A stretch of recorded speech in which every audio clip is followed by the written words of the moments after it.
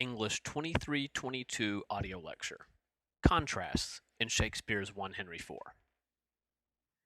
I mentioned in the last lecture that although Shakespeare's history plays tend to focus on political events in the 15th century having to do with questions over the succession of the throne in England, Shakespeare himself tends to stay out of those events for the most part. In other words, he tends not to take sides, if he can avoid it anyway, in the political questions that the plays deal with. In other words, who should be king. But that's not to say that Shakespeare doesn't like some kings better than other kings. If you look at the different history plays that he's written, there's no question that some of the kings, like Richard II, for example, is portrayed in a way that is not particularly complimentary. In other words, Shakespeare clearly has some problems with Richard. He's not a completely unsympathetic character, he's not a villain, but Shakespeare does portray Richard as a somewhat incompetent king, and he portrays Bolingbroke, the man who becomes Henry IV, as a much bolder, much more resolute, maybe much more fit person to be the King of England.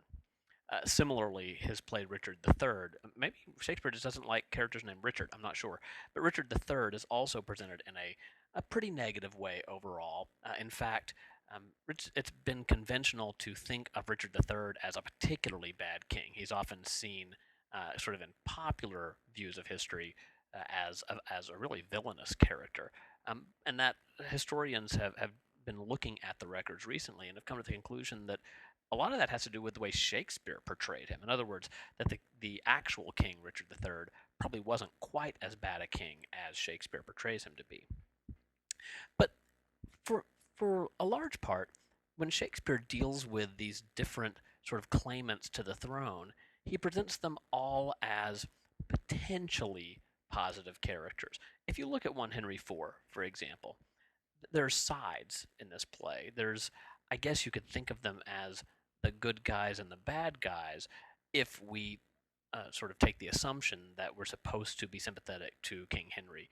And so the characters rebelling against him, characters like Hotspur and Westmoreland, etc., that those characters are on the other side.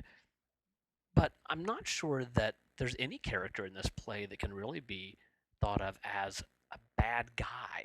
In other words, Hotspur is the enemy in the play, but he's not a villain in the play. In fact, to a large degree, Shakespeare seems to admire Hotspur as a character. But even in this play, I don't think there's any question that Shakespeare does like one character better than the other characters, and that character is without any doubt the character of Hal, the Prince of Wales, the character who will become Henry V. And this seems to be a king that Shakespeare just particularly likes. Obviously, he writes three different plays that sort of deal with Henry, both the two parts of the Henry IV play and then Henry V, which is often considered Shakespeare's greatest history play.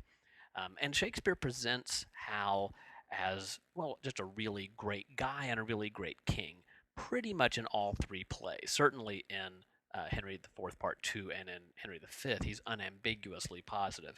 In this play, obviously, at the beginning of the play, we're not quite sure what Shakespeare's doing with him, but by the end of the play, there's no question.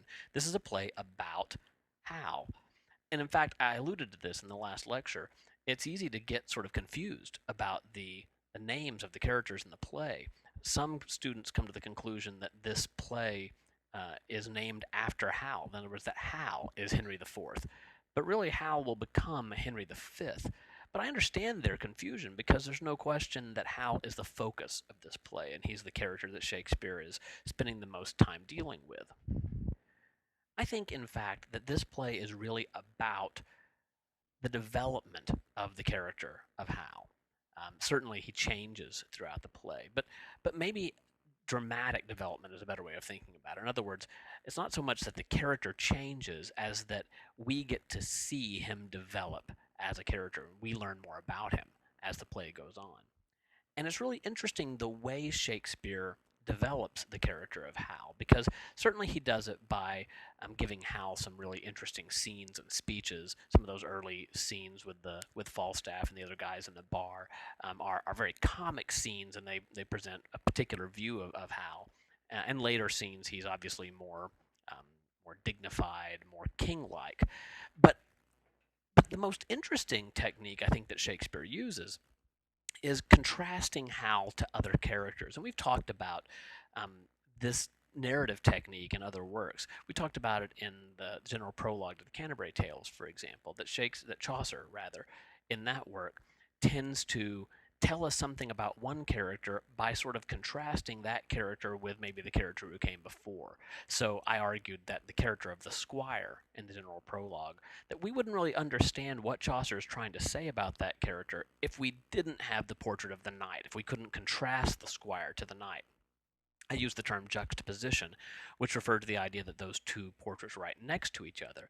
But you don't have to juxtapose characters in order to contrast them. In other words, you don't have to put Hal right next to another character in order for us to see the differences between those characters, in order for those differences to reflect upon Hal. Now, Shakespeare contrasts Hal in a few different ways in the play, and I want to look at each of them. The most obvious contrast in the play, and the one that in some ways is sort of the centerpiece of the play, is the contrast between Hal and Hotspur. And Shakespeare has done something a little strange here. Historically, Hotspur, these are of course real characters. Historically, Hotspur was quite a bit older than Hal. In fact, Hotspur was really about the age of Hal's father. They weren't contemporaries. They weren't both young men at the same time, in other words. Shakespeare has changed the age of Hotspur, we think, because that allows him to develop this contrast more clearly. And he establishes really early in the play that this contrast is one that he's interested in. In fact, we get the contrast between Hotspur and Hal really before we ever get introduced to Hal as a character. This occurs at the end of Act 1, Scene 1. The king is talking to Westmoreland about Hotspur and about his exploits and the different battles he's won, the different prisoners that he's been able to capture. And he says that he actually envies Northumberland that he has such a wonderful son, while the king's son, Hal, is, well, living a very different kind of life. And then he says, "Oh, that it could be proved that some night-tripping fairy had exchanged in cradle clothes our children where they lay, and called mine Percy his Plantagenet, that I would have his Harry, and he mine." In other words, he wishes that the two Harrys could be exchanged. In other words, that he could call Hotspur his son and give Hal to Northumberland. Now, this is a very harsh thing, I suppose, for a father to say, but it does highlight the fact that the king is already comparing Hal and Hotspur, and in the comparison, he definitely is finding Hotspur to be the better of the two sons. Later, of course, Hal will make the comparison himself, as will Hotspur. They both seem aware of the fact that they are sort of rivals, even though Hotspur's certainly winning the rivalry for most of the play. And near the end of the play, we see Hal and Hotspur joined in single battle to sort of highlight the fact that these are, in some ways, sort of opposite characters. Or at least they're opposite in the king's mind and maybe in the mind of some of the other characters in the play. The king, in that same scene that I quoted a few minutes ago, um, when he's talking about the difference between Hotspur and Hal, he sort of focuses on this one idea that's the theme that runs throughout the play, and it's the idea of honor. He refers to Hotspur as a son who is the theme of honor's tongue. In other words, the kind of person that honorable things are said about. And then he says about his own son that by looking on the praise of him, I see riot and dishonor stain the brow of my young Harry. So, in the king's estimation, Hotspur is a character very concerned with honor, whereas Hal is a dishonorable character. Although it's interesting that even in this line that I just quoted, he says, by looking on the praise of him. In other words, based on what I hear about my own son Hal, he must be a dishonorable person. And of course, in the very next scene, we see Hal apparently living up to this reputation. He's in a tavern hanging out with drunks and thieves, and they're actually in the process of planning a robbery, in fact. So it seems pretty quickly that Hal is a dishonorable person. Now, Shakespeare does sort of let Hal off the hook by the end of that scene, and we start to see that maybe he's not quite as dishonorable as he seems. But we'll come back to that in a few minutes. But at the beginning of the play, certainly, Hal and Hotspur are set up as a contrast. Hal is an honorable son. He's a warrior. He's very much concerned with bravery, and he's very bold. Um, and Hal is, well, he's kind of a slacker. He's hanging out with some pretty unsavory characters, and he's spending his time drinking and getting in trouble. But Shakespeare also shows us pretty early in the play that there are some problems with Hotspur's character. He certainly is an honorable character, but that sense of honor may actually lead to some of his weaknesses as a character. And the first hint we get of this is in Act 1, Scene 3, the very next scene, where Hotspur and his father, Northumberland, and his uncle, Worcester, are talking to the king. And Hotspur sort of lays out his case to the king, and it's a interesting scene. Two very strong characters, King Henry and Hotspur, sort of explaining their different takes on this political situation. But the really interesting stuff happens once the king leaves, and we're left with just Hotspur, Northumberland, and Worcester. And they're trying to sort of plot, trying to plan, trying to figure out how to respond to the king, how to deal with the problem. And Worcester is sort of the brains behind the operation, I guess, and he's trying to suggest a strategy for them. But Hotspur won't listen. Hotspur gets off on this rant against the king, and over again, Worcester tries to interrupt him. His father, Northumberland, tries to calm Hotspur down, but nothing really works. And finally, Worcester gives up and says, "Farewell, kinsman, I will talk to you when you are better tempered to attend." In other words, when you will stop and listen to me. And Northumberland then turns to Hotspur and says, "Why, what a wasp stung and impatient fool art thou to break into this woman's mood, tying thine ear to no tongue but thine own." And I think we can disregard the sort of sexist sentiment there that Hotspur's acting like a woman. But Northumberland is aware that Hotspur does have a weakness. He lets his anger get the best of him, and that's sort of implied in his name, Hotspur. The idea is that he's quick to action, but we might think of Hotspur almost as like a hot head, that he's so quick to action that sometimes he doesn't really stop to think carefully about things. He just lets his emotions get the better of him.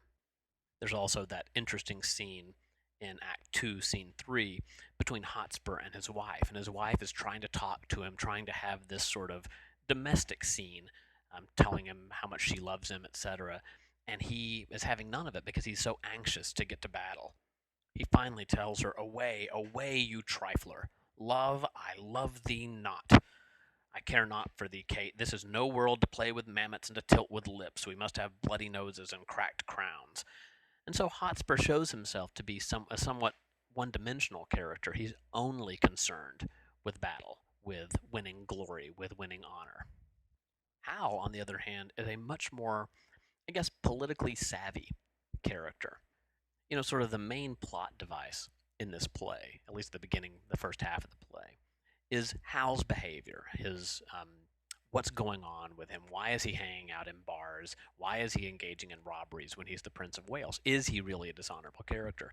And of course, Shakespeare shows us very quickly in the second scene that Hal is just sort of pretending to be a dishonorable person, that he's planning on um, getting away from the bars and the thieving, etc., very soon. But this isn't just a young guy who's thinking to himself, "Yeah, I've got fallen in with a bad crowd and I need to turn my life around." No, Hal says basically that he's done this on purpose, that he's sort of pretending to be a dishonorable person so that he'll look better when he decides to give that all up. He says at the end of Act 1, Scene 2, "So when this loose behavior I throw off, and pay the debt I never promised, by how much better than my word I am? By so much shall I falsify men's hopes. And like bright metal on a sullen ground, my reformation, glittering o'er my fault, shall show more goodly and attract more eyes than that which hath no foil to set it off." In other words, since I never claimed to be a good person, people will think even better of me when I start acting like a good person because they've gotten used to their low expectations of him.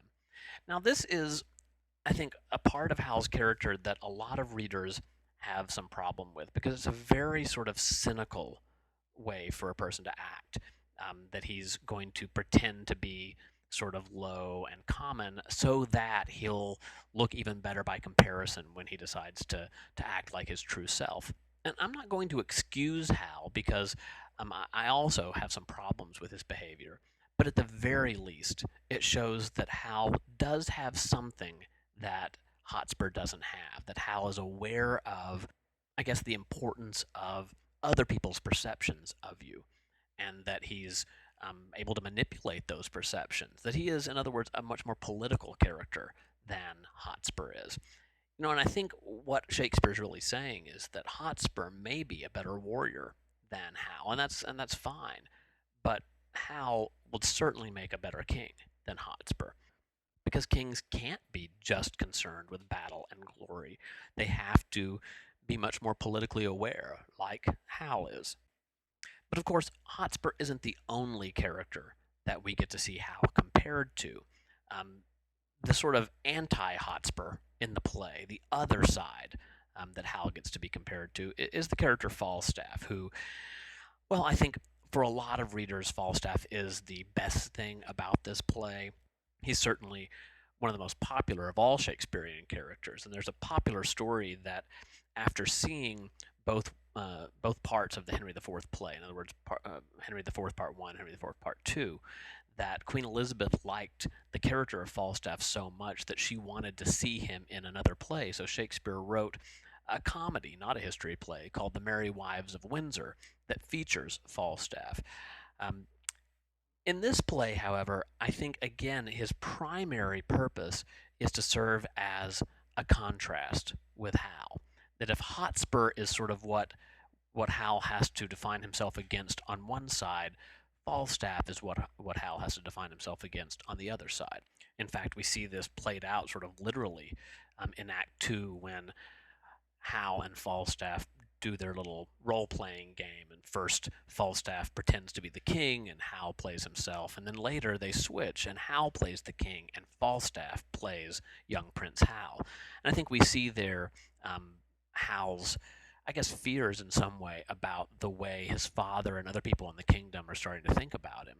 And as I said, Falstaff may be most important as sort of the opposite of Hotspur. In other words, they're both extremes. Hotspur is a character sort of single-mindedly defined by his desire for honor, and Falstaff tells us very explicitly what he thinks of honor in Act 5, Scene 1. This is before the battle, and Falstaff is starting to worry a little bit about going into battle. And he asks, can honor set to a leg? No. Or an arm? No. Or take away the grief of a wound? No. And then he says, what is in that word honor? What is that honor? Air, he says, a trim reckoning. Who hath it? He that died on Wednesday. Doth he feel it? No. Doth he hear it? No. In other words, what Falstaff is asking is, what use is honor if you're dead? I mean, yes, it's great to be an honorable person and fight for honor, but if it gets you killed, what good is it that you died for honor? And of course, Falstaff's view is very, well, I guess, practical.